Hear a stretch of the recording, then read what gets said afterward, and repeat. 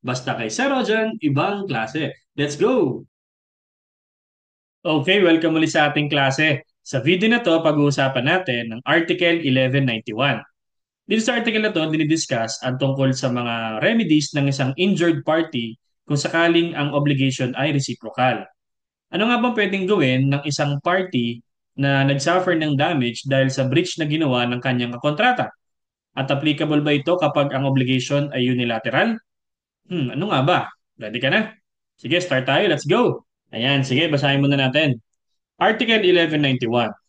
The power to rescind obligations is implied in reciprocal ones, in case one of the obligors should not comply with what is incumbent upon him. The injured party may choose between the fulfillment and the rescission of the obligation, with the payment of damages in either case. He may also seek rescission even after he has chosen fulfillment if the latter should become impossible. The court shall decree the rescission claimed unless there be just cause authorizing the fixing of a period. This is understood to be without prejudice to the rights of the third persons who have acquired the thing in accordance with Articles 1385 and 1388 and the mortgage law. Ayan. So itong Article 1191, strictly applicable siya only sa reciprocal obligation. So Article 1191 is only applicable to reciprocal obligation. Ibig sabihin, hindi ito applicable sa mga unilateral. Applicable siya sa mga reciprocal obligation kung saan both parties have obligations with each other. So may debtor at creditor at saka may isa pang debtor at creditor na sila rin naman. Okay? Yung kasi ang definition natin reciprocal. Again, ang ibig sabihin ng reciprocal obligation, yung dalawang party ay debtor at saka creditor of each other, okay? Na kung saan yung obligation ng isa ay dependent upon the obligation of another. Halimbawa, bibili ako ng isang TV mula sa isang appliance store. Pag inabot ko yung bayad, kailangan ibigay din nila sa akin yung TV. So, may dalawang obligation. Yung isa, obligation to give money, at yung kabila naman, obligation to give TV, brand new TV. So, both of us are debtor and creditor of each other. So, meron kaming obligation na dependent sa isa't isa. So, that is basically sa reciprocal obligation, which is to be performed, okay? To be performed simultaneously. Dapat simultaneously yung performance ito para maging applicable itong 1191. Okay? Kasi yung performance ng isa ay conditioned upon the simultaneous fulfillment of another. Okay? So general rule, kapag ang isang party hindi siya nag-comply kung ano yung dapat niyang i-comply, which is what is incumbent upon him, nakalagay dito, okay? If one of the parties fails to comply with what is incumbent upon him, may right yung isang party na i-rescind yung obligation. Okay? Sabi diyan, if one of the parties fails to comply,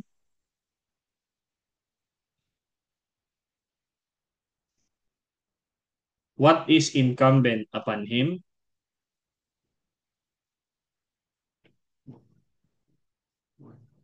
okay? The other party na nagsuffer or the injured party, okay? Si other party siya yung injured kasi nga siya yung hindi ginawan, okay? The injured party has a right to rescind the obligation. Yan. So meron daw karapatang ipa-cancel. Sabi nga natin, definition ng rescission is to cancel. Okay? Kapag may isang party na hindi nag-comply kung ano yung kanyang obligation in a reciprocal obligation, which is to be performed simultaneously, the other party who is the injured one has the right to rescind the obligation. Yan. So, itong general rule na to is base yan sa concept of reciprocity between the parties. Kaya kasi nagkaroon siya ng violation violation of reciprocity. Yan. Na dapat parehas nating gagampanan yung ating obligasyon. Eh hindi ginampanan yung isa. Meron ngayong isa sa mga remedies ng injured party ang mag-rescind ng obligation. Because yung breach ay substantial, okay, committed by one of the parties against the other, which is a violation of the principle of reciprocity between the parties. Yan. So, yun yung ating general rule. So, ano ulit ang mga remedies ng isang injured party? So, remedies of injured party. Okay? Una na nga dyan yung sinabi is rescission. Rescission of the obligation o kaya naman fulfillment. Okay? So, magkaiba natin siyang i-discuss. Fulfillment. At ang sabi dyan sa ating third paragraph or second paragraph, si injured party pwedeng mamili between fulfillment and rescission with payment of damages in either case. So, either case, meron daw damages. Yan. So, ating pag-usapan ng mas malalim kung ano yung ibig sabihin ng rescission. Okay? Kung yun ang kanyang pinili. Sige, next slide tayo. Yan. So, ano nga ba ulit ang rescission? So, pag sinabing rescission, meron siyang effect. Okay? May effect siya of unmaking of a contract, unmaking a contract, or undoing from the beginning. Okay? Sa rescission kasi, mawawala na yung contract natin or i-undo siya from the beginning. Okay? Hindi lang basta termination. Nire-recognize ng rescission na dapat isole yung mga dapat isole kung sakaling nasa possession ng isang party, yung object. Okay? Yan. Ano yung nakalagay dito? Sa reciprocal obligation, ang rescission daw is implied. Okay? Implied na daw ang rescission sa reciprocal obligation. Ano yung sabihin nun? Hindi na kailangan stipulate. Not required to be stipulated. Hindi na kailangan pagkasunduan yan na kapag halimbawa hindi mo ginampanan yung obligation mo, ika-cancel ko ang obligation. Wala na akong obligation sa'yo. Halimbawa, nung bumili ako ng TV, nagbayad agad ako, hindi naman maibigay yung TV. Ay, wala pong available unit ngayon. Oh, sabi mo bumalik ako. Sabi niyang store. Sabi mo bumalik ako tapos bayaran ko. Nagkasundo kayo before, sabi. Um, nung unang punta mo, nagtanong ka ng ganitong random TV, sabi mo, sige, bibili ako. Tapos sabi nung isa, walang stock, balik daw. O, bumalik ka. Di nagbalik ka nung ganitong araw. Kukunin mo na, magbabayad ka na, or let's say nagbayad ka na, tapos, nung dumating ka sa araw na dapat na pinapunta ka, hindi pa din available yung TV. So, pwede mong ipa-cancel, isole sa'yo yung binayad mo. Okay? At hindi na kailangan pang stipulate or pag-usapan na pag hindi nakarating yung TV ng araw na yon, ay rescind yung obligation. No need kasi implied na reciprocal obligation kasi. Okay? Yan. So again, pag sinabi nating rescission, to rescind, okay? Dapat i-declare na yung contract void. Hindi lang basta ma-terminate kayo from your obligation, but to abrogate the contract from the beginning at as if walang contract na nangyari in the first place. So, to rescind is to declare void. To rescind is to declare void. O, pag sinabing void, okay, terminated na yung contract, okay, at its inception, and then at as if talagang walang nangyaring contract from the very start. Okay? Yan, hindi siya nabuo kasi declared void siya. Kaya lang, itong remedy na to ay may mga limitations. Okay? So meron siyang limitations. Okay? Pag i-avail ni injured party yung right to rescind, Subject yan sa mga limitations. Okay? Number one, hindi automatic yung rescission. Okay? Obligation is not automatically rescinded dahil lang sa hindi ginampanan ng isa yung kanyang obligation. The obligation is not automatically rescinded by reason of one party's non-fulfillment of obligation. Okay? By reason of one party's non-fulfillment. So, hindi daw sapat na dahilan yun para mag-rescind ka basta-basta ah, na dahil lang hindi nagampanan agad. Okay? Kasi kailangan sumang-ayon din yung kabilang party pag magkakaroon ng rescission. Pag wala kasing stipulation, ang isang party hindi niya pwedeng unilaterally or extrajudicially rescind a contract. Kailangan meron siyang judicial or notarial act para maging valid yung decision. Okay? Yan. So, base dun sa ating rule, in absence of stipulation, pag walang napagkasunduan,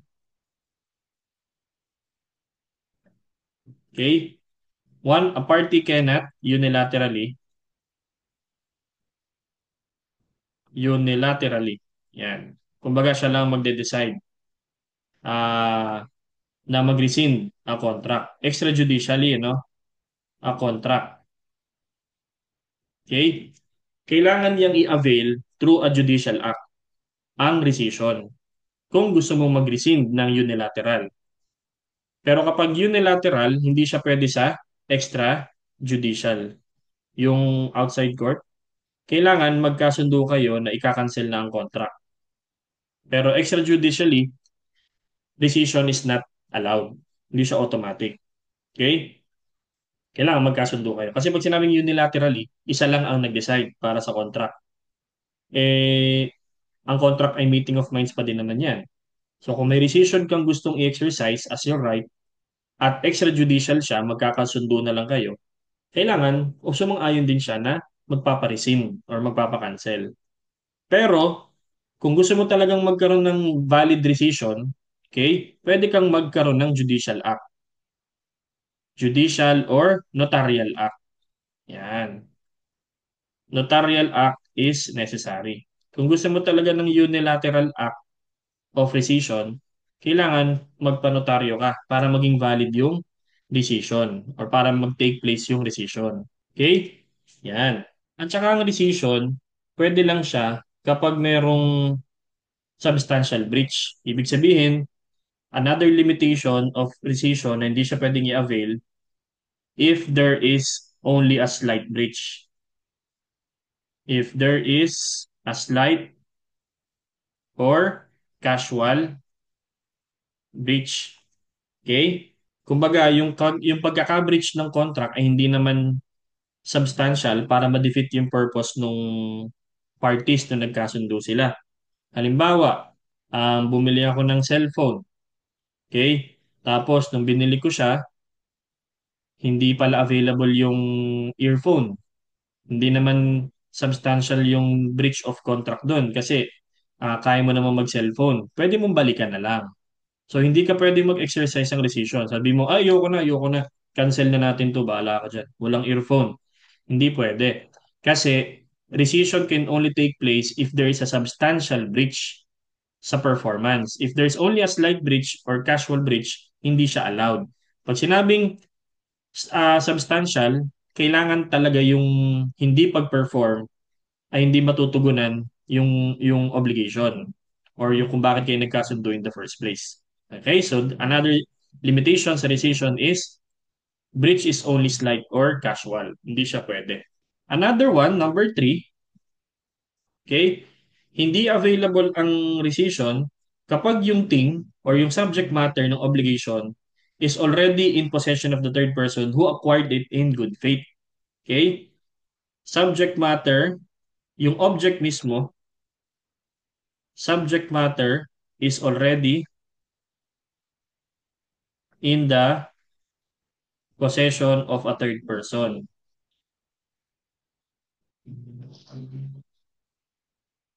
Third person who acquired it in good faith. So, good faith si third person. Nabili niya yon or na-acquire niya yon in good faith. Okay? Kasi yun yung nakalagay sa fourth paragraph. Oh. This is understood to be without prejudice of the rights of the third persons who acquired the thing in accordance with Article 1385 and 1388 and the mortgage law. Ayan. And finally, number four, another limitation ng rescission, hindi siya pwedeng i-avail na kung merong just cause, if there is just cause for the fixing of the period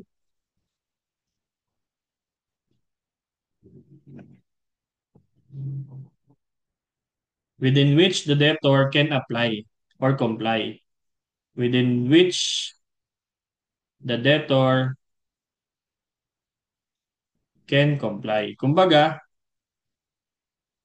reasonable naman yung pagsiset niya ng period para ma-comply niya yung obligation. Hindi lang ngayon, kundi sa mga ibang araw, basta mabibigay ko sa iyo, hindi lang talaga siya available ngayon na wala namang kaming reason dahil yung supplier namin, for example, hindi nagbigay.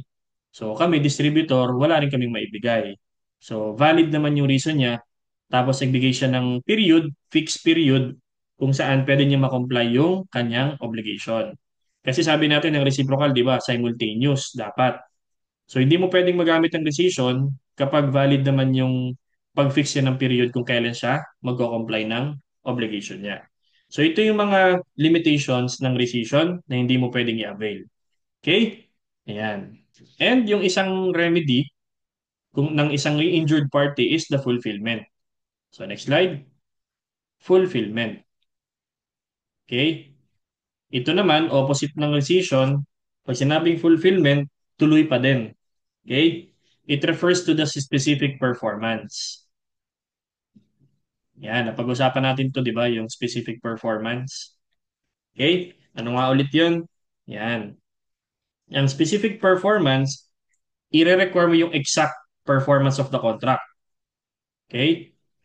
Requiring exact performance kung ano yung napagkasunduan ninyo. Okay? Halimbawa, ako, nangako kong ibebenta ko yung sasakyan ko kay A. Let's say at the end of the month. Okay? Tapos babayaran niya ng 100,000. Tapos dumating yung end of the month, hindi ko na i-deliver yung sasakyan na sabi ko i-deliver ko. So yun ay ibebenta ko, I mean. And si A, pwede siya mag-file ng case for a specific performance para mapilitan akong ibigay or ibenta yung sasakyan kay A. In addition, damages kasi naabala siya. Okay? Yan. Pero para makapag-claim siya ng damages, kailangan meron siyang grounds according to 1170. Okay? Yung grounds for damages natin. Okay, so yun yung fulfillment na another remedy ano ng isang injured party. So, yung nature ni rescission tsaka ni fulfillment, hindi siya pwedeng i-avail parehas. Okay? Uh, rescission and fulfillment cannot be availed at the same time or ask for both.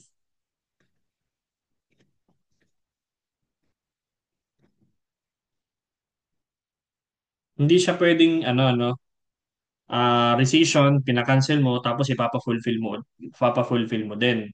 Parang hindi naman pwede 'yon. Pag pinili niya ang rescission, hindi na pwede ang fulfillment. Okay? So pag rescission na, okay? Hindi na pwede si fulfillment. However, pwede pa rin niyang piliin ang rescission kahit napili niya na ang fulfillment kung sakaling yung fulfillment ay hindi na ngayon posibleng gawin. Okay? So, halimbawa, rescission, okay? Versus fulfillment. Pinili niya si rescission. So, hindi na ngayon pwede ito. So, ang nanalo ay si rescission. Okay? Hindi niya na pwedeng piliin si fulfillment. Yung isa naman, rescission versus fulfillment, pinili niya ay si fulfillment, pwede pa rin daw niyang piliin ngayon si rescission provided if impossible. Hindi na kayang gawin, hindi na kayang ibigay. Okay? Rescission naman. Okay? Yan. Tapos, damages. Okay? So again, if pinili ang rescission, hindi na ang fulfillment, bawal na yung fulfillment. Pag pinili ang fulfillment, tapos later on, hindi na ngayon possible gawin or ibigay yung obligation, so rescission ang kasunod na pwedeng piliin. Okay? Halimbawa, yung at the end of the month na example natin kanina. Okay? Fulfillment. Tapos yung pala, na nawala, kasalanan ni debtor, kasalanan ko pala. So, si A, pwede siya magpa-rescission bigla kung pinili niya nung una ay fulfillment. Okay? Pwede bang magkaroon ng agreement na automatic cancellation pag hindi nagawa ng isa yung kanyang performance? Wala namang pinagbabawal ang 1191 tungkol doon. So, walang pagbabawal na yung parties pwedeng magkasundo in case nagkaroon ng violation na pwedeng humantong sa cancellation, automatic cancellation. So, agreement for automatic cancellation is valid.